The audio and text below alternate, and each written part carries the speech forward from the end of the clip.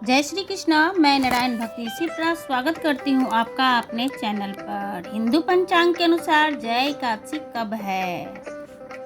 जय एकादशी की शुरुआत महीने की शुरुआत से शुरू हो जा रही है, यानी 1 फरवरी को सभी व्रती जय एकादशी का व्रत करेंगे। यूं तो जय एकादशी की शुरुआत 31 जनवरी 2023 को रात्रि 11:53 सर ही शुरू हो जा रही है।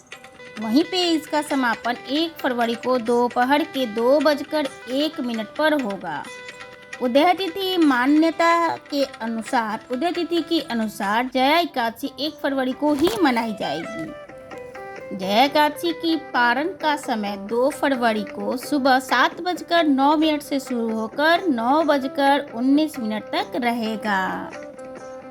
क्या न करे जया एकादशी के दिन, भूलकर भी न करे ये गलतियाँ। और इस एकादशी पर क्या कर ले जिससे हमें एकादशी का पूर्ण फल प्राप्त हो। एकादशी पर यानी किसी भी एकादशी पर हमें चावल का प्रयोग नहीं करना चाहिए तथा हम बिस्तर भी नहीं होना चाहिए। वही मान्यता है कि इस दिन चावल और लहसुन प्याज छोड़ देने से हमें एकादशी व्रत का आधा फल प्राप्त होता है। एकादशी की व्रत कथा इस प्रकार है।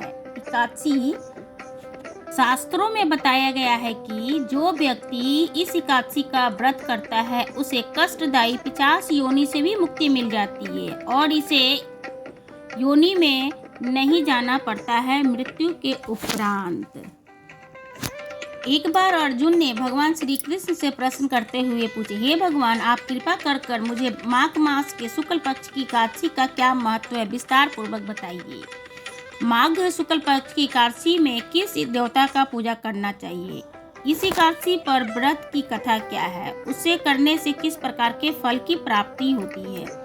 तब भगवान श्री कृष्ण बोले, हे अर्जुन, माघ मास के शुक्ल पक्ष की एकादशी तिथि को जया एकादशी कहते हैं। इस दिन व्रत और उपवास रखने से मनुष्य, भूत, प्रेत, पिशाच आदि योनियों से छुटकारा पा जाता है, यानी कि मिल जाता है। इस दिन विधि पूर्वक उपवास व्रत करना चाहिए।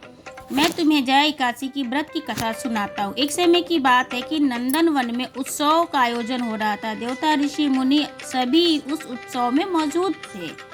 उस समय गंधर्व गा रहे थे तथा गंधर्व कन्याएं नृत्य कर रही थी।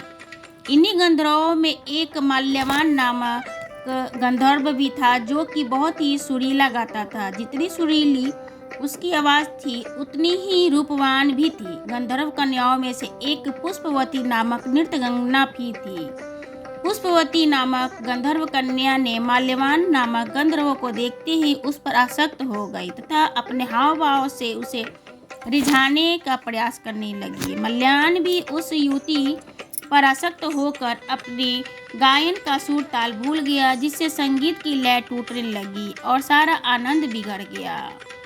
सभा में उपस्थित देवगणों को यह अच्छा न लगा और मल्यान को इस कृत्य इंद्र भगवान नाराज होकर उसे श्राप देते हैं कि तुम स्वर्ग से वंचित हो जाओ तथा मृत्यु लोक में 50 योनि को प्राप्त हो और 50 योनि भोगो, क्योंकि तुमने संगीत जैसी पवित्र साधना का अपमान किया है। साथ ही में जब सभा स्थगित गुरुजनों का अपमान किया तब इंद्र भगवान के श्राप के प्रभाव से दोनों पृथ्वी पर हिमालय पर्वत में एक जंगल की 50 योनि में व्यतीत करने लगे। 85 जीवन बहुत ही कष्टदायक था। दोनों बहुत ही दुखी रहते थे। एक बार माघ के शुक्ल पक्ष की जया एकादशी के दिन संयोगवश उन्होंने व्रत कर लिया, यानी उन्हें भोजन प्रबंध न हुआ, जिसके कारण से उन्हें व्रत रख लिया।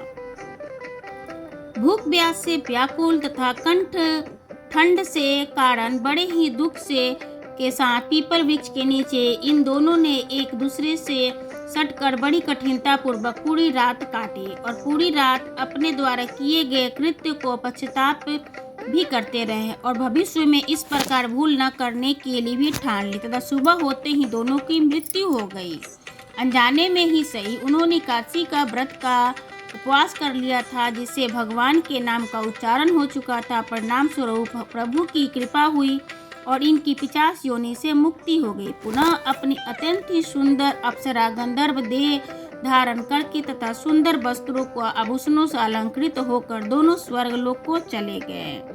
देवराज इंद्र उसे स्वर्ग में देखकर आश्चर्यचकित हुए और पूछे कि वे श्राप से कैसे मुक्त हुए। तब दोनों ने बता दिया कि भगवान विष्णु की उन पर कृपा हुई है।